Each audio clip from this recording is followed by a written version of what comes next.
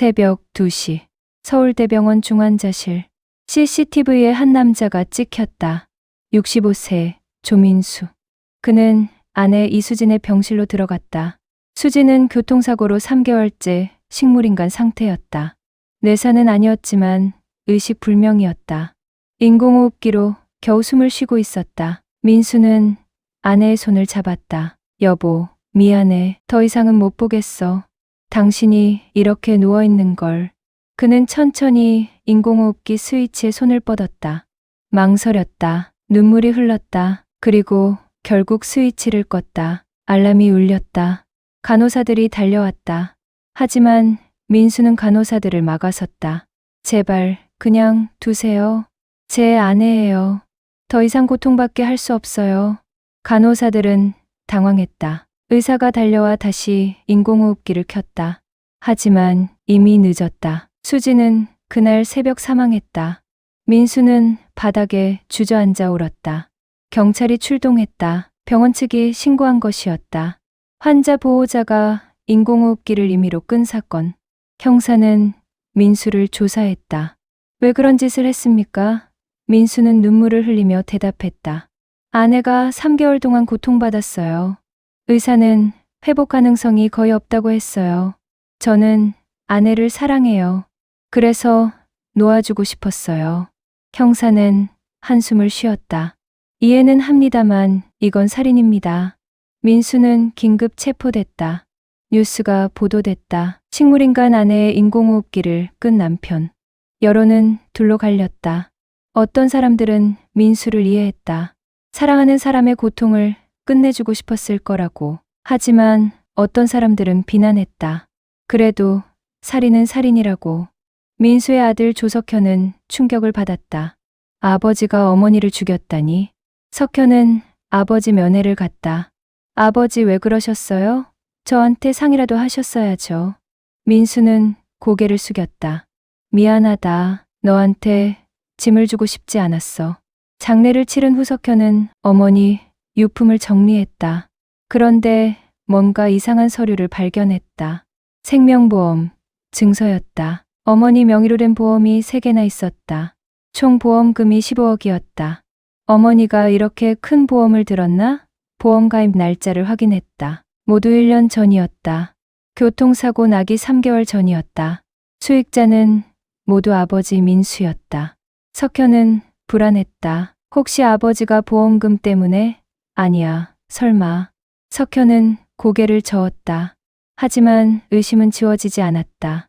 석현은 아버지의 재정 상태를 조사했다. 충격적인 사실이 드러났다. 아버지는 5억의 빚이 있었다. 사업 실패로 생긴 빚이었다. 채권자들이 매일 독촉했다. 집도 담보로 잡혀 있었다. 더 놀라운 건 교통사고였다. 어머니는 1년 전 횡단보도를 건너다가 차에 치였다. 경찰은 뺑소니로 수사했지만 범인을 찾지 못했다. 석현은 사고 기록을 다시 살펴봤다. CCTV 영상을 구했다. 영상에는 어머니가 횡단보도를 건너는 모습이 보였다. 그런데 차가 갑자기 속도를 높여 어머니를 들이받았다. 명백히 고의였다. 석현은 차량 번호를 확대했다. 흐릿했지만 일부가 보였다. 석현은 그 번호를 추적했다. 놀랍게도 그 차는 아버지 회사, 법인 차량이었다. 석현은 손이 떨렸다. 설마 아버지가 어머니를 일부러 치웠나? 석현은 더 조사했다. 사고 당일 그 차를 운전한 사람을 찾았다. 아버지 회사 직원이었다. 석현은 그 직원을 만났다. 처음엔 발뺌하던 직원은 결국 자백했다. 사장님이 시켰어요. 사모님을 치라고 5천만 원을 주겠다고 했어요. 저도 빚이 많아서. 석현은 충격에 빠졌다. 아버지가 어머니를 죽이려 한 것이었다. 한 번은 교통사고로, 그게 실패하자 이번엔 인공호흡기를 끈 것이었다. 석현은 경찰서로 달려갔다. 모든 증거를 제출했다. 보험 증서, 아버지의 빚, 법인 차량 기록, 직원의 자백까지. 형사는 경악했다. 이건 계획적 살인입니다. 즉시 재수사를 시작했다. 민수는 구치소에서 추가 조사를 받았다. 처음엔 부인했지만 증거가 너무 명백했다. 결국 자백했다. 네, 제가 시켰어요. 빚이 너무 많았어요. 아내 보험금이 유일한 방법이었어요. 형사가 소리쳤다. 그래서 부인을 죽이려 한 겁니까? 한 번은 차로 치게 하고 그게 안 되니까 인공호흡기를 끈 겁니까? 민수는 고개를 숙였다. 미안해요. 정말 미안해요. 직원도 체포됐다. 그도 살인 방조죄로 기소됐다. 재판이 시작됐을 때 법정은 언론으로 가득했다. 식물인간 아내 살인 사건의 진실. 사랑이 아니라 보험금이 목적이었다. 석현은 증인으로 섰다. 목소리는 떨렸지만 또렷했다. 저는 아버지가 어머니를 사랑한다고 믿었어요. 인공호흡기를 끈 것도 어머니를 위한 거라고 생각했어요. 하지만 진실은 달랐어요. 아버지는 돈 때문에 어머니를 죽인 거예요. 한 번도 아니고 2번이나 시도했어요. 용서할 수 없습니다. 민수는 피고석에서 고개를 들지 못했다. 석현의 눈물을 볼 수 없었다. 검사는 엄벌을 요구했다. 피고는 아내를 2번이나 죽이려 했습니다. 첫 번째는 차로 치게 해서 식물인간으로 만들었고 2번째는 인공호흡기를 꺼서 죽였습니다. 모두 보험금 15억 때문입니다. 이것은 가장 악랄한 살인입니다. 변호사는 선처를 호소했다. 피고도 고통스러웠습니다. 빚 때문에 정신이 나갔던 겁니다. 하지만 방청석에서 야유가 터져 나왔다. 판결이 나왔다. 무기징역. 판사는 판결문에서 이렇게 말했다. 피고는 평생을 함께한 아내를 돈 때문에 죽였습니다. 게다가 처음 시도가 실패하자 식물인간 상태의 아내를 다시 죽였습니다. 용서받을 수 없는 범죄입니다. 재판이 끝난 후 석현은 아버지 회사를 정리했다. 직원들을 해고하고 사무실을 비웠다. 그때 한 직원이 석현을 찾아왔다. 격리 담당이었다. 사장님, 죄송하지만 말씀드릴 게 있어요. 석현은 직원을 앉혔다. 회장님, 회사가 망한 건 사실이에요. 하지만 제가 장부를 보니까 이상한 게 있어요. 회장님이 회사 돈을 빼돌렸어요. 석현은 놀랐다. 뭐라고요? 직원은 장부를 보여줬다. 지난 2년 동안 회장님이 3억을 빼돌렸어요. 개인 빚을 갚는 데 썼어요. 회사가 망한 건 회장님 때문이에요. 석현은 충격을 받았다. 아버지가 회사 돈을 횡령했다니. 더 조사하자 더 많은 진실이 드러났다. 아버지는 도박에 빠져 있었다. 카지노와 불법 도박장을 드나들었다. 그렇게 5억을 날렸다. 회사 돈도 개인 돈도 모두 도박으로 날렸다. 그리고 빚을 갚기 위해 어머니를 죽이려 한 것이었다.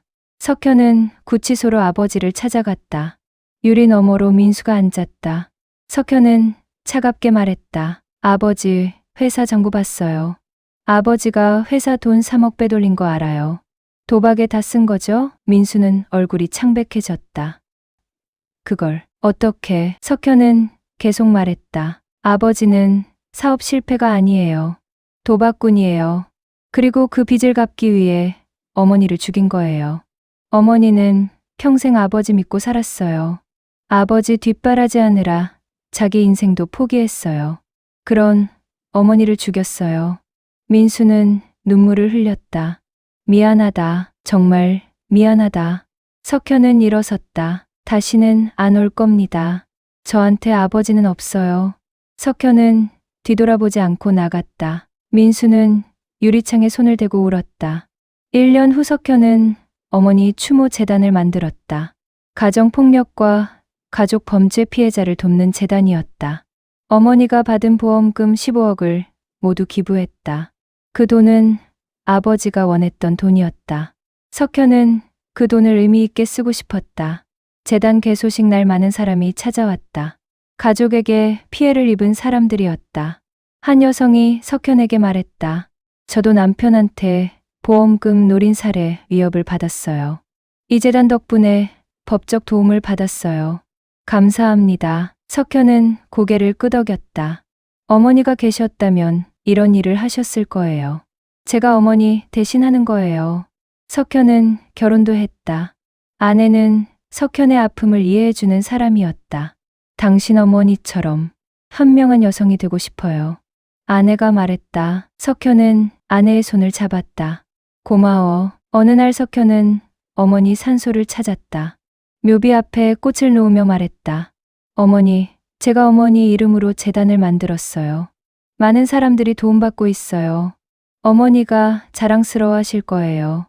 바람이 불었다. 석현은 어머니가 미소 짓는 것 같았다. 저는 아버지를 용서하지 않아요. 하지만 미워하지도 않아요. 그냥 없는 사람으로 생각하려고요. 대신 어머니를 더 기억할게요. 석현은 일어섰다. 앞만 보고 걸었다. 어머니가 원했던 삶을 살기 위해. 3년 후 석현에게 아이가 태어났다. 딸이었다. 이름을 어머니 이름을 따서 지었다. 이수진. 병원에서 아기를 안고 석현은 중얼거렸다. 어머니 손녀예요. 어머니 이름을 물려줬어요. 이 아이는 행복하게 키울게요. 창밖으로 햇살이 들어왔다. 따뜻했다. 새로운 생명이 시작되고 있었다. 어머니의 이름으로.